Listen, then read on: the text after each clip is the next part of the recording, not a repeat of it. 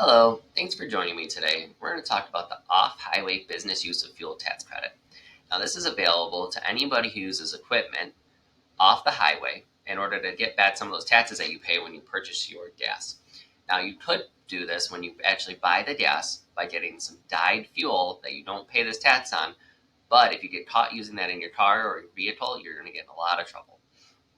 Now, what this does is it's a bit, most landscapers or contractors will be able to use it. If you have a skid steer that you're running, or if you have a lawnmower, tractors, generators, anything that uses that fuel, you definitely want to be sure to claim this credit. So what I've done is I've prepared a fake tax return. This person is going to be a landscaper. They've got about $100,000 in revenue. They have about $35,000 in profit. I'm going to show you what claiming this credit entails and what it'll do for your taxes. So in this person's scenario, they owe $10,000 or they have a $10,332 tax bill. They owe $9,004.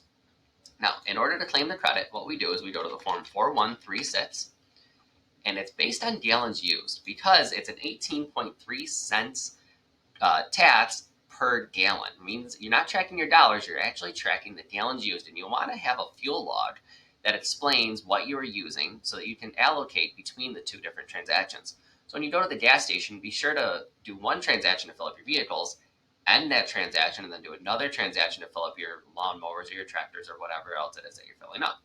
So we're going to make this a nice round number and say you used $1,000 throughout the year, and let's see how it changes his taxes.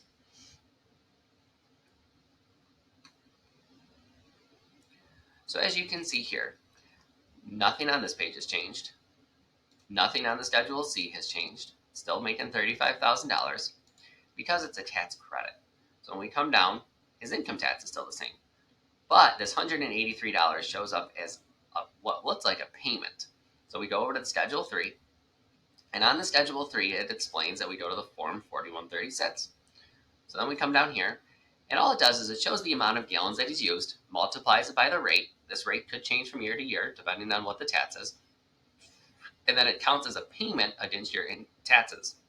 So this is a hugely beneficial credit for you, especially if you're buying this fuel anyways. If you're not taking this credit, you're spending more money than you should.